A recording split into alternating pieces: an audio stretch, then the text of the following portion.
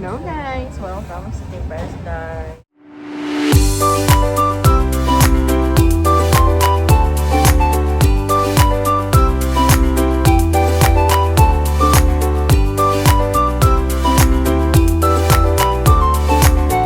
Ngayon ay nandito na naman kami sa aming favorite tawag na ito, restaurant sa Akhir Ramen with Rafa, Daddy. Ako, galing kami dun sa sa friend namin ng anak siya. Shout out Face at sa yung baby girl si Macy at si Mai. Congrats! So kain muna kami guys. Gusto na niya So yung ano? Ito na guys. Order ko. Iba na ba ito? Volcano ramen. Di ba? Okay. Volcano. Okay. Bali. Sarap. Hello guys! Good morning! Welcome sa Team Paris Vlog. Ngayon ay post shift ko. So time check ay 7:36 PM AM. Tapos ano ba nangyari sa akin for shift? Nag-admit ako sa GI bleed na patient from ED. And na-busy lang mga after like 4 AM dumating yung patient. So, kailangan mong masettle yung pasyente. Tapos, may mga lab works na you needed to draw. Kasi, usually, common na nagdodraw kami ng blood works. Especially mga night shift at around 4 AM. Minsan, 3:30, nagre-ready na. Ganon. Kaso nga lang, wrong timing din dumating yung pasyente. At dumating ng 3:45 at 3:50 AM. Tapos, yun, na-busy na. So, meron ako sasagutin na questions na napakaganda ng tanong ni Sir. At nandito siya sa sa part na yan ng video na to. So, naalala ko yung tanong niya is, ano ba daw yung mga regrets of buying ko nung pagdating namin dito sa Amerika. So, sa mga hindi nakakaalam, isa kaming family immigrant, Filipino family. Naggaling kami ng Dubai. Then, nag-transfer kami here sa Baltimore County, Maryland, dito sa USA. So, nakaka 2 years na ako higit dito sa Amerika. So, ang ganda ng tanong ni Sir kung ano daw yung mga regret namin as a family, ako na buying. So, magbibigay lang ako ng yung mga feeling ko talaga mistakes of purchasing this items, mga occurrences or mga things na sana hindi ko na lang ginawa. So, number 1 is, para sa akin is yung kumuha kami ng apartment na medyo mataas ang rent.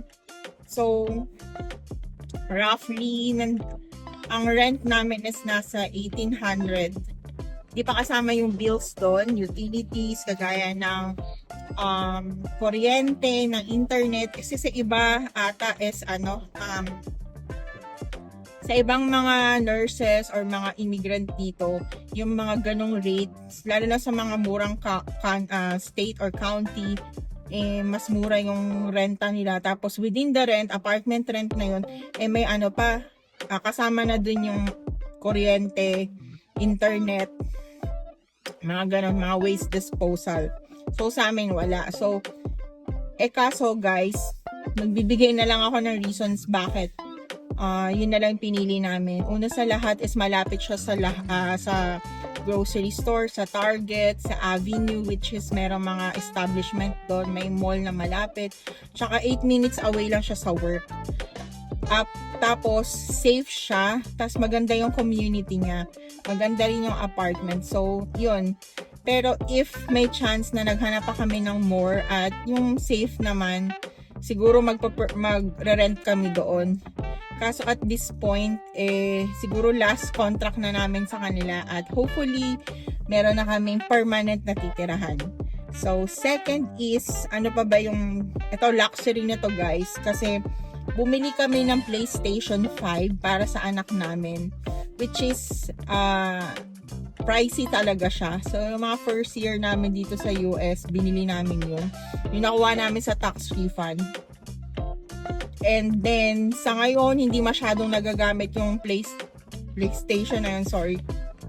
Kasi yung anak ko nag-aaral, may computer siya, may mga gadgets siya na hindi na masyadong napapansin yung PlayStation 5. Sana nag-hold na lang kami, na hindi na lang kami bumili nun. Pero nandun na siya eh. Tapos, isa pa, yung pagbili namin ng water purifier, I would say the name kasi hindi ko masyadong ma-describe eh. Yung Brita, if pumunta kayo dito, tapos kumukuha na lang kayo sa faucets, gagamitin nyo ito yung purifier na to. Para siyang malaking water container, tapos gallon, ganyan. Tapos ipupurify daw niya yung water mo para safe drinking. Hindi namin na siya, nagamit lang namin siya ng few months, tapos hindi na namin nagustuhan yung lasa. Sana hindi ko na lang siya binili kasi parang waste of money. Tapos parang nagkaroon ako ng abdominal upset, medyo nagtutubig yung kong poops dahil sa pag-inom nun. So ngayon, lang kami, water bottle. Hindi ko din pero kayo kung anong experience nyo, para sa akin yun, parang waste of money yung item na yun. And ika-apat na sana hindi namin binili kasi mahal is yung kotse namin ngayon. Ito, sana, ano ba yung regrets ko? Sana nag-antay na lang ako. Tapos, maganda naman yung kotse namin. Yung kotse namin is RAV4, Toyota RAV4. Ang naging downside lang is yung binili namin siya guys, malayo siya sa place namin, parang 1 hour and 20 minutes pa. Tapos, syempre may mga perks kung kagaya ng libreng car wash, may mga less maintenance. Kasi kung pupuntahan ko pa yung place na yon or yung sa Gettysburg yun Maryland, 1 hour and 20 minutes drive din siya from amin. Aabutin pa ako ng siyam-siyam, magagastusan pa ako ng gas, dataas pa yung miles ko. Sana nag-isip ako ng mabuti. Pinagsisisihan ko talaga yon. Sana nag-purchase kami ng kotse. Yung medyo malapit lang sa place namin. And then hindi sana padalos-dalos ng time na yun. So yun guys, isipin nyo lagi. So pag may big purchase kayo guys, pag-isipan nyo mabuti, pagdasal nyo, wag nyo akong gayahin, wag nyo kaming gayahin. Tapos, last I would say is yung pagbili namin ng mga bulk foods sa Costco, sa mga Asian store. Kasi guys, sa Costco, syempre, bulto-bulto din naman talaga yon. Sana hindi agad siya na-perish. May mga perishable goods. For instance, yung prutas, yung mga gulay. Madalas kasi kaming nabubulokan nun eh. Kaya yung mga, mga bagay na sana hindi namin ginagawa. Pero dahil nga lang sa tuloy-tuloy tayong pumapasok, isang off lang minsan, so nakakabili tayo ng madami para mag-cook ng mag-cook. Yun, nagiging ganun yung issue. Pero I will do better guys. Aminado ako, medyo malaki talaga yung food waste namin as a family. Pero we will do better. Ngayon naman February 2026, gagalingan natin sa pag-manage ng mga perishable goods na malaking gastos din sa aming groceries. So, yun na guys, drive na muna, na pagpapainit na ako ng kotse. Huwag nyo kakalimutang mag-like and subscribe dito sa aking YouTube channel, sa aming Team Perez Vlog. Salamat, at may questions pa kayo, I'll try my best to answer it. And please support us guys, goal for 1K. Thank you.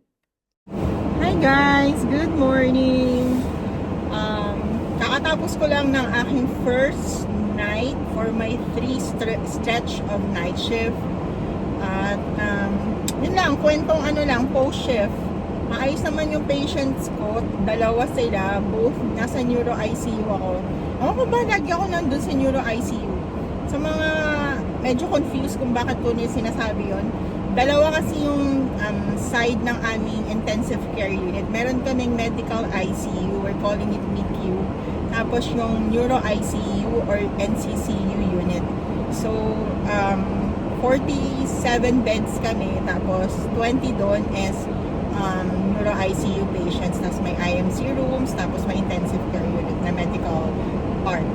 Tapos, ayun, ang patients ko ay settle naman. Ang cute ng mga pasyente ko, lalo na yung isa. 90 years old, parang gusto pang mag-Tinder ng lola mo.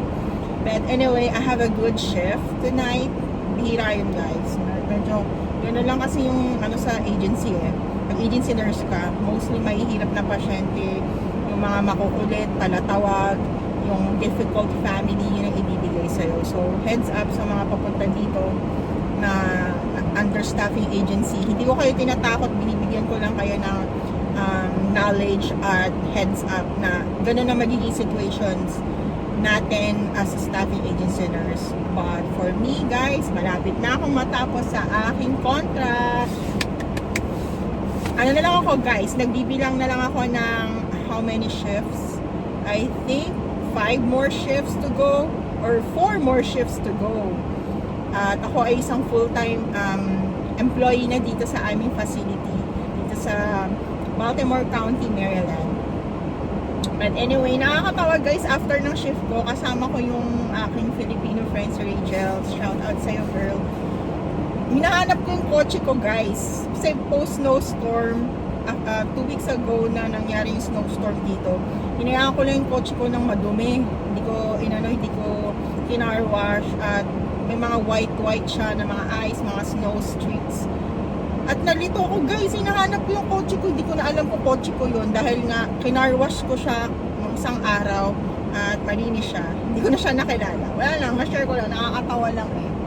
But anyway, we will be driving home. Ang drive ko mula dito ay nasa 8 minutes at nagpapainit lang ako ng kotse kasi nakakasira ng sasakyan yung bigla mo na lang paaandarin yung sasakyan mo kahit automatic yung kotse mo nang hindi pa siya na-heat up, lalo na sa ganitong weather. Ang temperature namin right now is 22 Fahrenheit or no, 14 Fahrenheit at mga nasa -6 or -8 siya. Correct me if I'm wrong. Pero yun, guys, may pasok pa tayo mamaya at kakwentuhan ko pa kayo. So salamat sa mga new subscriber at may mga questions pa kayo, mag-comment lang kayo. I will try my best to answer. See you! 3 more days, guys. Matatapos na tayo sa kontrata. I mean, 3 more shifts. So, nag-3 stretch ako, then babalik pa ako mamaya and another 2 days off, tapos 2 more days na lang. Malapit na tayong matapos, guys. I mean, malapit na ako matapos. So, duty ako ngayon, naka-CRT yung patient ko and patapos na kami sa shift namin. 1 hour and a half na lang. So, see you! Hello, guys! Good morning dyan sa inyo. Time check dito sa amin ay 4 a.m. February 7, 2026. So, ito na yung aking 3rd shift na straight. And for a week, nakagawa ko ng 4 shifts. So, kinakount ko na lang yung shift remaining ko under sa contract ko sa aking staffing agency, yung MedPro International. So, 2 shift na lang, tapos na tayo. That's next week. So, actually, over na ako sa hours kung i-compute itong schedule na meron ako. But, I just opted to finish it for more 2 days kasi napasobra talaga ako ng shift na nagawa cause I'm scared na, alam mo, matapos ko yung kontrata ko tapos hindi ako sure na saktong ba yung oras kasi hindi yung reference ko na timesheet na under sa kanila is I think inaccurate. But anyway, patapos na, 2 shift na lang and that's next week and I'll be off time. So yun, guys, tiyaga lang talaga. I'll see you. Bye.